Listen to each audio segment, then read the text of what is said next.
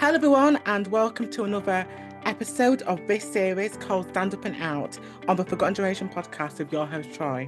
This series is about amplifying the lost voices of young people that are misrepresented in SEND and invisible disabilities, sharing lived experiences to stand up and out in the world on their journeys. Today's guest on this episode is Abi. Would you like to introduce yourself, who you are, age, what is one word that describes you and your disability to the listeners? Hi, so my name's Abi. I've got autism, mild learning difficulties, and I want to change people's perceptions on hidden disabilities. And I'm aged 20. And the word to describe me is a fighter. Wow, I love that word. And I think you are absolutely such a fighter, as I know. And yeah, just welcome to the series.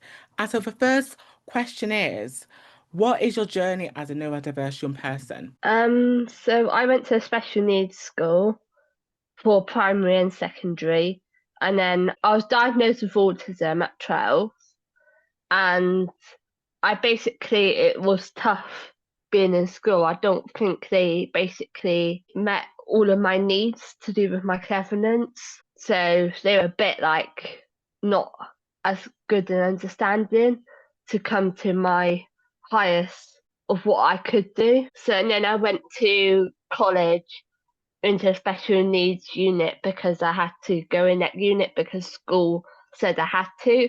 And then I did level 1, level 2, and level 3 at my college in mainstream. Wow, and so you've actually come through a long way with journey through and school. And have you found things hard through your disability in school? Not so much in my special needs school, but when it came to being in mainstream courses, I struggled to fit in and for people to understand me. And I absolutely on and get you because I had a very much experience. I'm back when I was at high school and I didn't understand a lot of things there because and a lot of and teachers didn't even understand my needs. When I went to a communication resource, it really helped me having a supportive staff who understood my needs and got where I was coming from through my disability.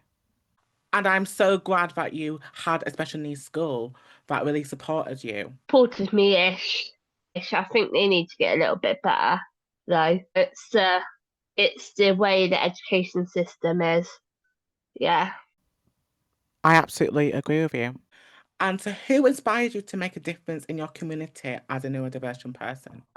So I basically got bullied by my classmates when I started mainstream setting.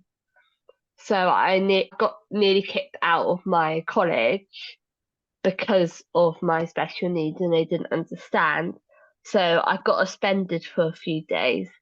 And when I came back, my TA was making a presentation on autism and she wanted my help on it. So I helped her with it. But then I said, well, why can't I just take it over you? And because I know more because I have like autism. So and then I ended up presenting it to the TAs. And then from that moment, I've literally done all the presentations myself, like the layouts, and presenting it to probably over 400 staff now. Wow, honestly, you've come a long way in that. And I think it's good that you had the inspiration in school. I think it's so important that you get that right support in school, isn't it? Yeah, there definitely needs to be a lot more improvement, but that's what this type of stuff is doing, like podcasts and internet stuff is Yeah. slightly changing the way people see hidden disabilities and I stuff. agree. And I'm so sorry that you got bullied at school because of being different. And was that a barrier for you, like a personal an experience that you faced in your journey and getting bullied then? Well, to be honest, most people get bullied with SEND. That's why some people don't even go to school. It's the way the system works. Mm, it is. As has there been other times where you felt like you couldn't fit in because people were judging you, people didn't understand your needs? Mainly just in college when I was getting bullied and starting my work starting a job. Oh, that's amazing. And would you like to tell me a little bit about that? I'm a lifeguard in my local area. Oh, that's incredible. And Yeah. because I think that's amazing. And congrats to you on that job. And so, what are the key issues young people with special educational needs and disabilities are facing right now, and why? Lack of understanding, lack of funding, lack of people actually caring. Those are probably the main three ones. Mm. And that is true because a lot of people don't even care. They just like look at us and be like, okay, um, I just don't bother at all to and acknowledge that we're there and understand our voice is important and as well as other young people's. Or people that don't care, they might think, oh, just because they have a hidden disability, they can't see it. So they think that it's not real and they're just making it up. Exactly. And the Yeah. funding as well, because there's lots of places that need funding, like special educational needs schools need funding, and lots of and staff who support children and with disabilities need that funding in order to support their needs. Yeah.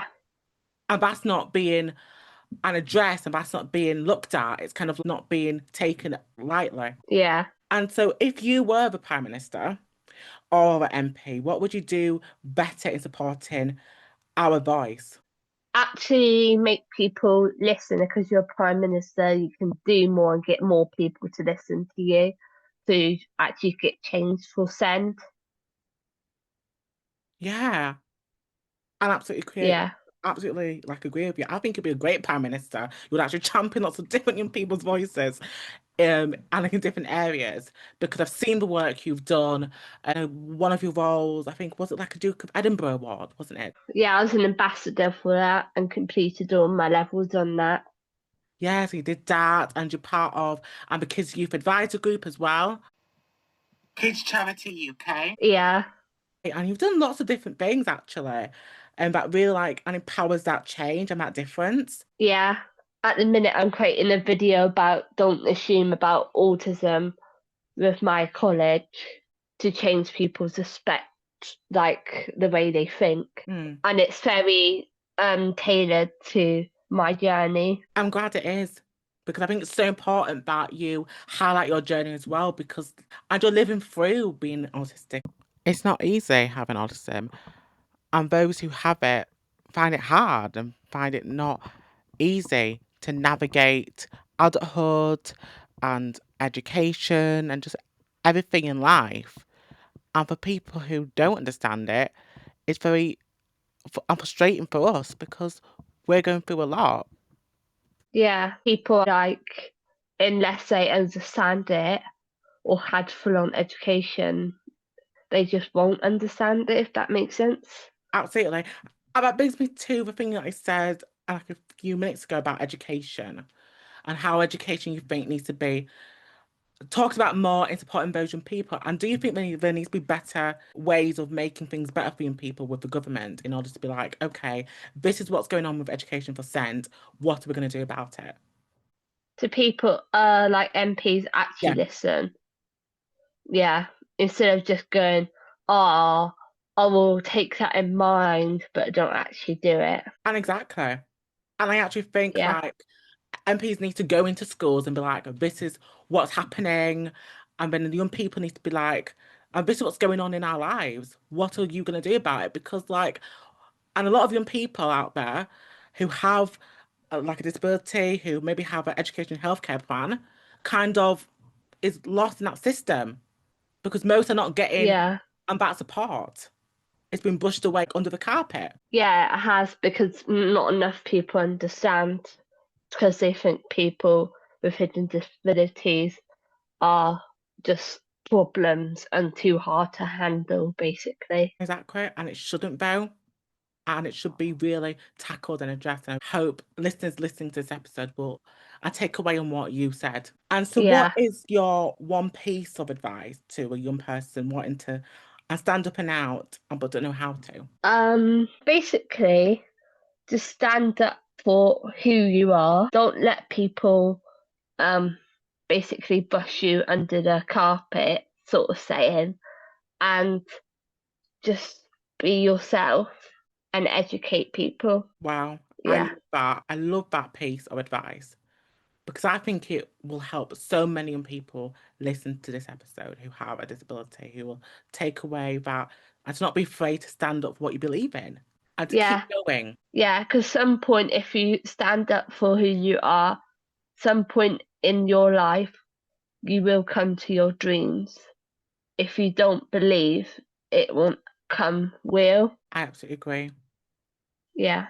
I thank you so much, Abby, for your amazing answers and just and your journey is so powerful and it's so unique. And just thank you for coming on today's episode to really talk about your and journey and being autistic and have like learning disabilities, but also neurodiverse as well.